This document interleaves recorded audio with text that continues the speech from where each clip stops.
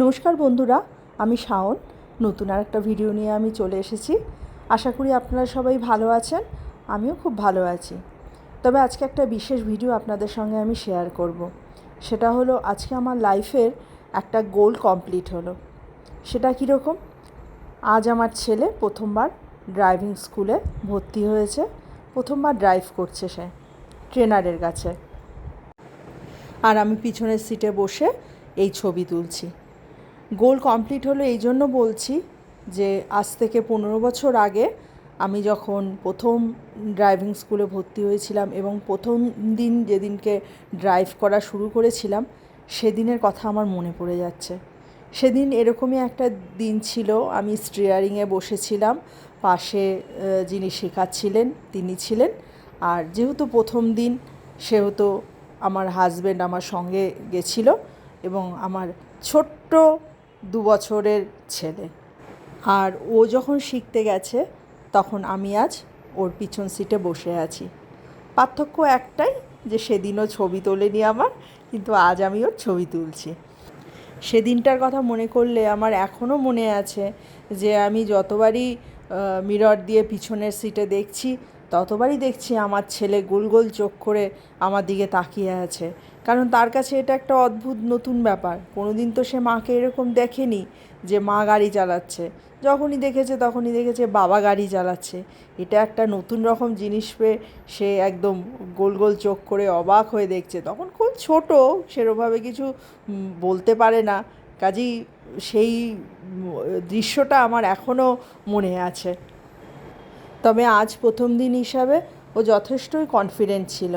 এখনকার দিনের ছেলে মেয়ে তো ওরা কোনো কিছুতে ভয় পায় না, ওরা জানে লাইফটাকে কিভাবে স্মুথ করে নিতে হয়। মা হিসেবে ওকে আমি সবসময় একটাই কথা বলি যে জীবনে চলার পথে চড়াই উতরাই এরকম অনেক আসবে, সেখানেই ব্রেক কষে দাঁড়িয়ে পড়লে কিন্তু চলবে না।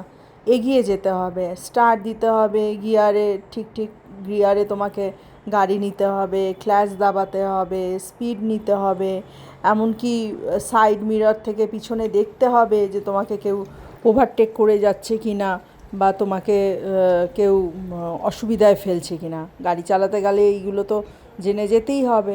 সেই একই রকমভাবে তোমাকে জীবনে এরমভাবে চালাতে হবে।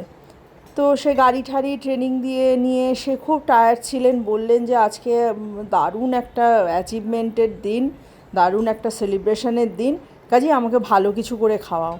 তা আমি বললাম কি খাবি? সবসময় ভালো কিছু মানেই তো ওর যে কোনো বাইরের জিনিস, বাড়ির জিনিসে কোনো কিছু ভালো কিছু নেই। হ্যাঁ, তো এইটা আগের দিন আনা হয়েছে, নিজেই কোথা থেকে বলেছে এইটা নাকি এখন খুব ভালো চলছে, নুডলসের মতো দেখতে। সেগুলো আমি কোনো দিন খাইনি, ওই এসব নিয়ে আসে, বললো আমাকে এইটা বানিয়ে দাও আর আমাকে চিকেন নাগেটস ভেজে দাও, সেই দুটো দিয়ে আমি খাবো। আমি বললাম ঠিক আছে, কোনো ব্যাপার না, কিন্তু আমাকে বলে দাও কিভাবে কি করতে হবে, নাহলে আমি তো জানি না তোমাদের কেমন করে কিভাবে ভালো লাগে খেতে। তো সে বলে দিল আর আমি শুধু করলাম। এখানেই নুডলসের মতনই একটা, ম্যাগির মতনই একটা জিনিস, একটু মোটা মোটা, নুডলসের মতো অত পাতলা না, আর তার সঙ্গে এরকম দুটো সস দিয়েছে। সেই সস দুটো দিয়ে মিশিয়ে সেটা খেতে হয়। একটা সসে আছে হচ্ছে লাল চাটনির মতো কি একটা যেন জিনিস, আমি একটু চেটে খেয়ে দেখলাম, বেশ ভালোই খেতে, ঝাল ঝাল মতো। আর একটায় বললো কি বাটার সস, যেটা কিনা দেখলাম একটা সাদা মতন একটা জিনিস, যেটাতেই মেনলি ফ্লেভারটা হয়, আর চাটনির মতো জিনিসটা ওটা পরে দেওয়া হয়। আর এই যে এখানে চিকেন নাগেটস, নিজেই বলে দিল আমি 4টে চিকেন নাগেটস খাবো। আমি বললাম ঠিক আছে, 4টে চিকেন নাগেটস তোমাকে দেওয়া হবে। তো 4টে চিকেন নাগেটস ভাজা হচ্ছে আর ওদিকে তার পছন্দ মতন খাবার তৈরি হয়ে যাচ্ছে। আমার মতোই আমার ছেলে খাদ্যরসিক হয়েছে, খাওয়ার ব্যাপারে তার একটা নিজস্ব মতামত আছে এবং সেই ব্যাপারে তার নিজস্ব একটা পছন্দ আছে, নিজস্ব একটা টেস্ট আছে। এই নয় যে বাবা মা বললেন আর উনি সঙ্গে সঙ্গে সেটা খেয়ে নিলেন। তবে হ্যাঁ, এই নয় আবার এটাও নয় যে খাওয়া নিয়ে খুব বায়না আছে যে এটা ছাড়া এটা খাবই না, বললে বোঝে। তবে হ্যাঁ, বিশেষ ভালো ভালো খাবারের দিকে বেশ একটা ন্যাক আছে যাকে বলবো আমি। ছোটোবেলা থেকেই আমি ওকে নিজে হাতে খেতে শিখিয়েছি। মানে ভাতটা আমি মেখে দিতাম, মেখে দিয়ে গোল গোল গোল গোল করে দিতাম। ও তখন অনেক ছোটো, একা একাই বসে বসে টিভি দেখতে দেখতে ও সেই গোল্লাগুলো মুখে মুখে পুরে নিত। ওকে যে আলাদা করে বসিয়ে যে সব সময় খাইয়েছি, রাত্রিবেলা হয়তো খাইয়েছি, কিন্তু একটা বেলা আমি বলতাম যে এই নাও তোমাকে ভাত দিয়ে দিলাম, তুমি নিজে নিজে খাও। ও কিন্তু নিজে নিজে খেত।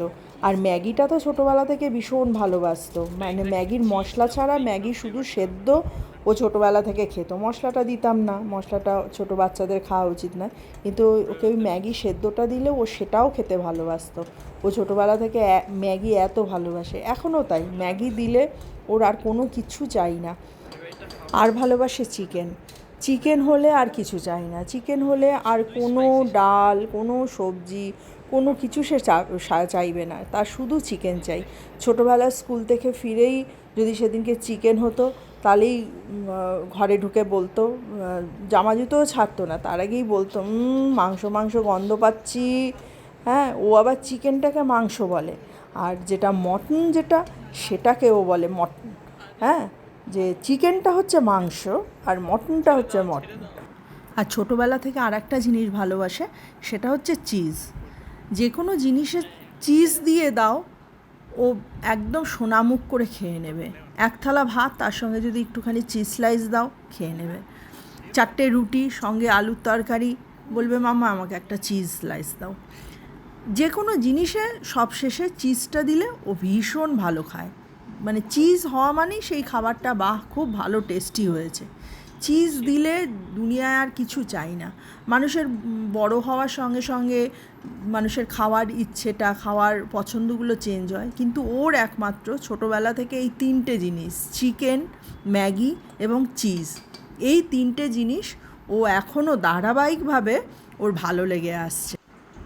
মা হিসেবে আমি নিশ্চিন্ত থাকি যে যাক, এই জিনিসগুলো দিলে ও তাড়াতাড়ি ভালো মতো খেয়ে নেবে। এরপরে আমাকে ছেলে দেখিয়ে দিল কিভাবে তার উপরে চিজ দিতে হবে।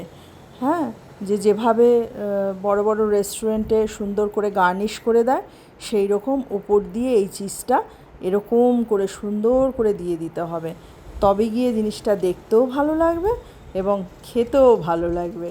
আমি মনে মনে ভাবি যে তুই তো আমার থেকেও বেশি ভোজন রসিক হয়েছিস। যাই হোক, এই ছিল আমাদের মায়াপুরের অর্ধদিবস দিন যাপন। ভিডিওটা আপনাদের কেমন লাগলো আপনারা জানাবেন, আর ভালো লাগলে একটু সাবস্ক্রাইব আর লাইক করে দেবেন। কেমন? টাটা।